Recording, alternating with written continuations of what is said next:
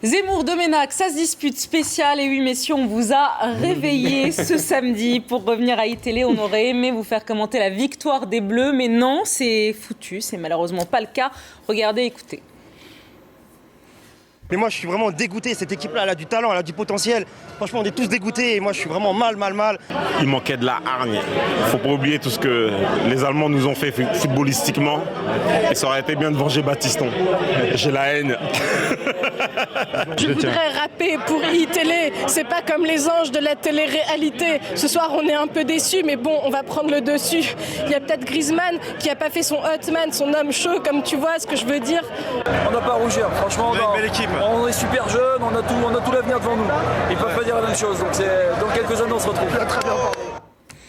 Elle est bien, hein, cette petite qui rappe pour iTélé. Alors, adieu Rio, libération. L'Allemagne met fin aux espoirs des Bleus, le Figaro. Merci quand même, le Parisien. On va voir la une de l'équipe sortie avec mention, titre le journal sportif, si on peut nous le montrer. Voilà, la fin d'un monde, c'était en 2010. Là, c'est sorti avec mention, c'est mieux, on peut dire, peut mieux faire. 82, 86, 2014, à chaque fois, ce sont les Allemands qui gagnent à la fin. Pourquoi cette malédiction? Explication de nos spécialistes hier soir autour du Special One, Pascal Praud. Moi, ce qui me gêne, c'est que ça, ce qu'on dit depuis le début, l'homme providentiel. Est-ce qu'on a l'homme providentiel de cette équipe de France? Non, mais l'homme providentiel, c'est Benzema, ça peut pas être personne d'autre. Non, mais Valbuena n'a pas été au top. Ouais, mais tu ne demandes pas à Valbuena de marquer des buts. Tu demandes à Benzema de marquer des buts. Alors, quand il marque des buts, on l'encense. Quand il marque pas, on se pose la question. J'ai vraiment le sentiment que la France n'est pas allée au bout de sa propre histoire, qu'elle en avait sous le pied, qu'elle n'a pas joué comme contre la Suisse, qu'elle n'a pas renversé la table, justement, qu'elle n'était pas dans le même état d'esprit que l'Ukraine. Oui, Pascal, c'est très frustrant. Sur un match comme ça, l'équipe de France aurait dû se surpasser. On a senti une équipe allemande qui maîtrisait et une équipe française qui, malheureusement, après le but qu'elle a encaissé, n'a pas su réagir et a accepté la domination allemande. En fait, oui. Voilà, c'est vrai que Pierre, comme le dit, on attendait vraiment sur des matchs de cette importance, de ce niveau-là, un joueur, le joueur spécial, celui capable de renverser la tendance. Et malheureusement, on a vu un collectif sombrer.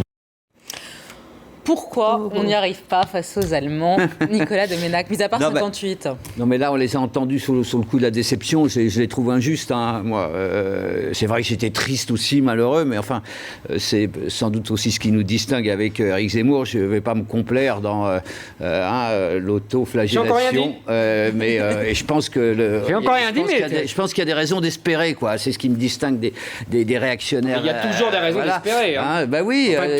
Toujours mal marché, exactement. Mais je suis content que tu soulignes, c'est peut-être le grand réveil du progressisme chez Éric Zemmour. En tout cas, il y a un collectif qui est né. Alors c'est vrai qu'hier soir, c'est faux de dire qu'ils ont sombré. Ils n'ont pas sombré. Je veux dire, ils ont été jusqu'à la dernière minute, ils ont failli marquer. Je veux dire, ils ont été là. Hein, ils ont été combatifs.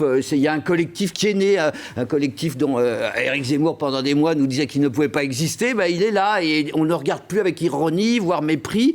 On se dit même ils vont gagner l'euro dans 2 ans. Donc faut arrêter de se battre la coulpe. Vous les avez trouvés bons. Vous les avez trouvés bons, les Français. Je les ai trouvés un peu en dedans parce qu'au fond, la seule critique que je leur ferais, c'est un manque de référence historique presque.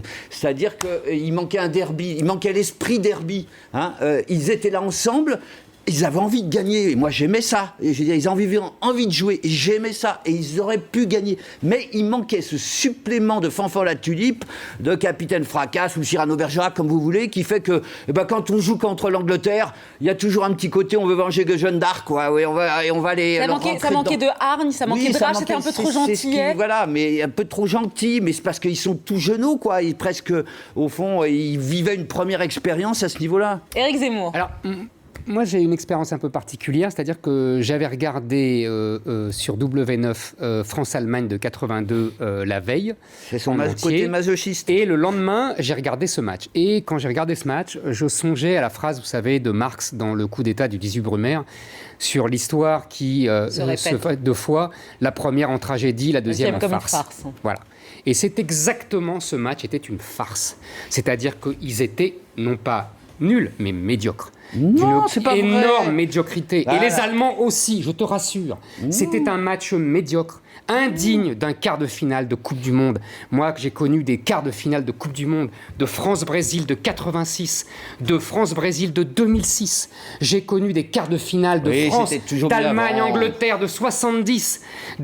Oui, monsieur Domenac, Non, ça c'était du quart de finale. c'est revu Là, avec les c'était yeux un match d'enfant. de... Ça, T'étais c'est... un enfant, alors, La preuve que évidemment. non. La preuve que non, c'est que j'ai vu hier avec mes yeux d'adulte, avant-hier, le France-Allemagne de Séville, en connaissant le résultat. Et on me dit, depuis 10 ans, je dis, c'est de plus en plus nul. On me dit, mais non, il y a beaucoup plus de vitesse et d'engagement. Ah ben j'ai vu la vitesse.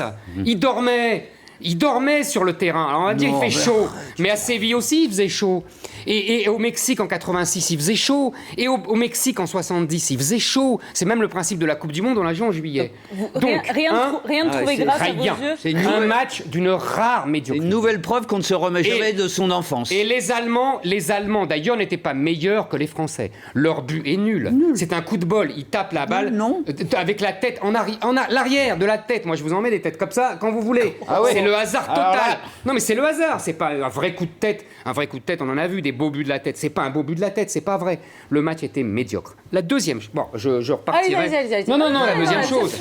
Non, mais cette façon. Ah non, mais toujours. la c'était- deuxième c'était mieux chose... avant. Bon, vous voulez mais là, c'est une évidence. Alors, attendez la deuxième chose. Est-ce que le match était médiocre, comme dirait Eric Zemmour, Non, ou non, mais vous l'avez oui, trouvé il était médiocre. pour un quart de C'était un finale? match de qualification où il y a pas, personne ne s'est vraiment D'accord. transcendé. Je veux dire ça, d'accord, hein, mais il y avait quand même Pardonnez-moi, des Nicolas, mais moments. Il y avait vous avez vu Brésil? Vous avez vu Brésil? Non, j'ai Colombie vu après partie, mais Oui, j'ai vu qu'une le partie, Brésil-Colombie après est mais il y 10 fois avait plus quand même des vif, moments nerveux. Il y Il y a avait du quand même jeu. des moments d'une intensité formidable. Il y a Rien. eu des actions super. Rien. Il y a la reprise de volée de Valbuena que le goal arrête et il y a le tir de Benzema à 1 minute de la fin. 2 actions en 1 heure et demie.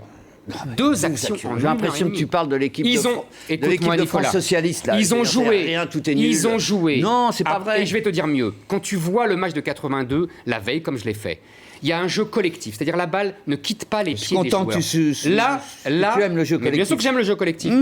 Là, les balles, uniquement, il y a eu une phase de jeu pendant tout le match qu'ils ont radoté. C'est la balle par-dessus la défense qui arrive sur Benzema ou sur Griezmann.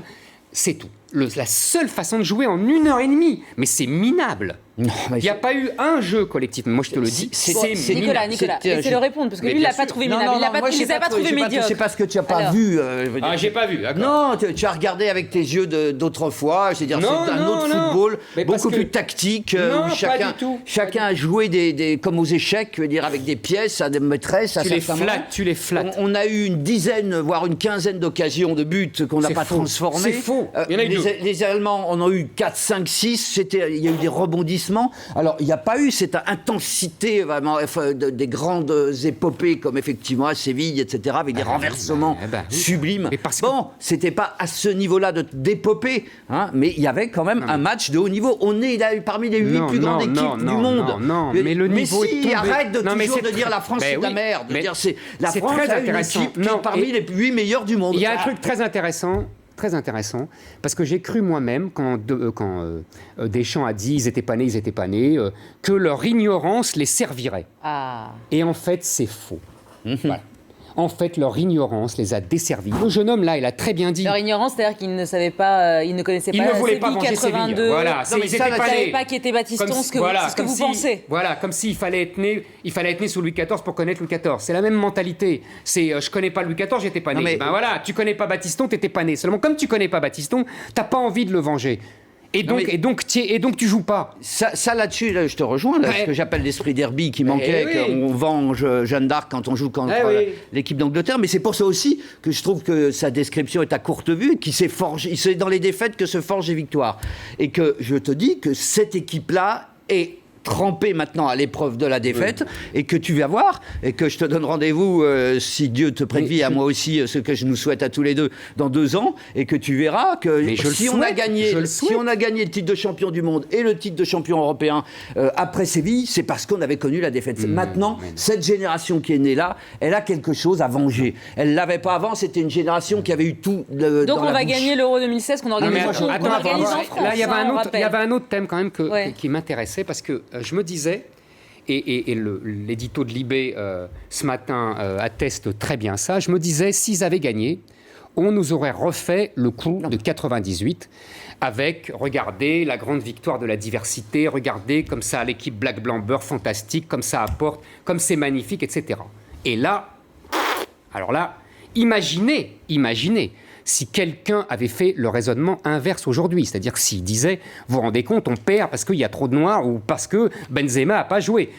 Parce que c'est exactement le même raisonnement à l'envers. Évidemment, Zemmour, on l'a critiqué Benzema. Tout le monde a noté qu'il avait été en deçà hier. Vous n'écoutez pas ce que je dis. Je ne parle pas du footballeur.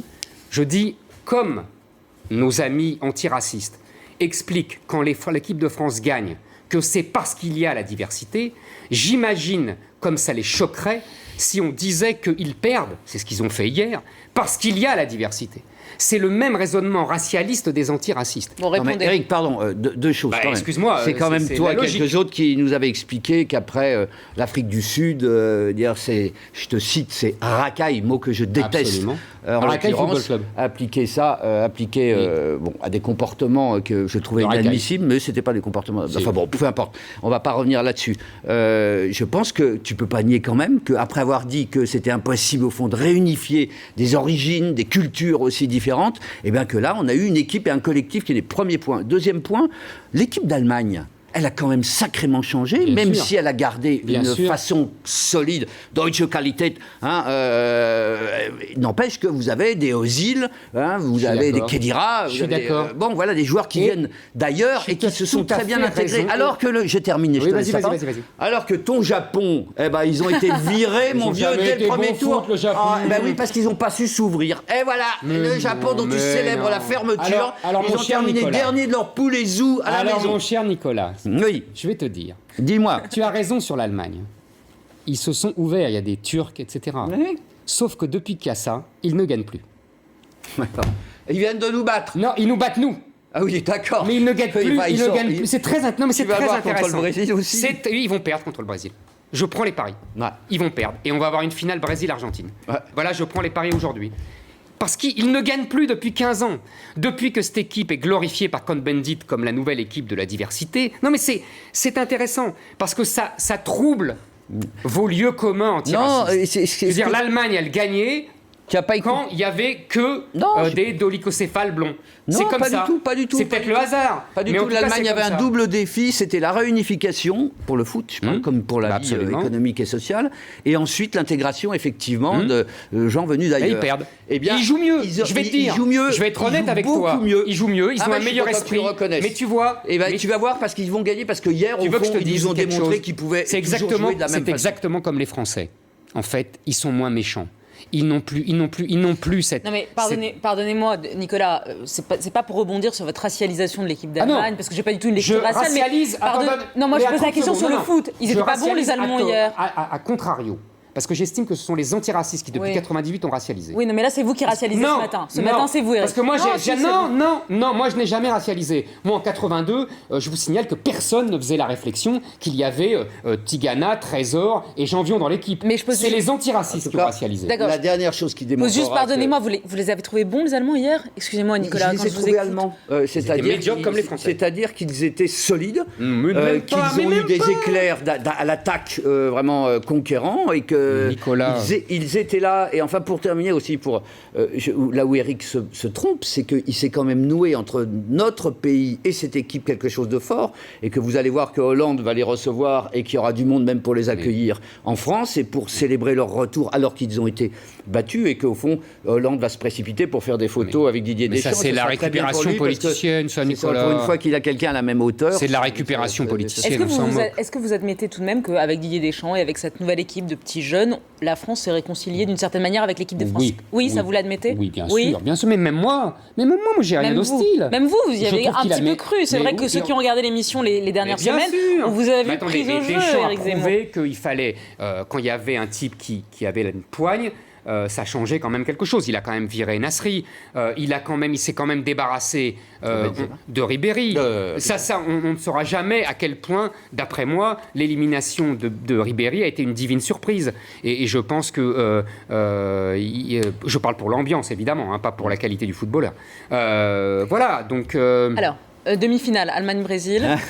Donc vous dites c'est le Brésil qui va gagner. Mon pronostic. Non, que c'est le Brésil qui va gagner. Oui, qui mais va la battre les finale, Allemands. Brésil-Argentine. D'accord. Et vous, votre pronostic, on rappelle que probablement ça va se jouer sans Neymar parce qu'on l'a vu, il a été blessé, il a eu très mal hier.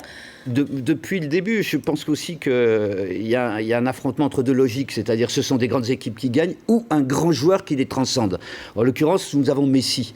Messi est le meilleur de tous. Il n'y a pas photo, quoi. Donc normalement, si c'est la logique de l'homme providentiel qui l'emporte, c'est Messi. Si c'est la logique de l'équipe qui se transcende, ça sera le Brésil. Et alors, j'ai une autre logique. Normalement, c'est l'équipe chez elle, quand c'est une grande équipe, qui gagne. Mais l'histoire, c'est que le Brésil, en 50, la seule fois où elle organise, elle perd contre l'Uruguay. Donc je me demande s'il ne va pas leur arriver la même chose avec l'Argentine. On verra. Un mot, est-ce que c'était une grande Coupe du Monde ? Elle n'est pas terminée. Est-ce que vous diriez que c'était une grande... On a quand même vu des matchs incroyables. Par rapport à ce qu'ils ont fait depuis les années 90, c'est meilleur. Par rapport à ce qu'on a connu avant, c'est moins bon. C'était un grand bonheur. Et à part, c'est vrai, j'aurais aimé que la France continue, mais elle nous a procuré tellement de plaisir que moi, je suis heureux de cette équipe-là.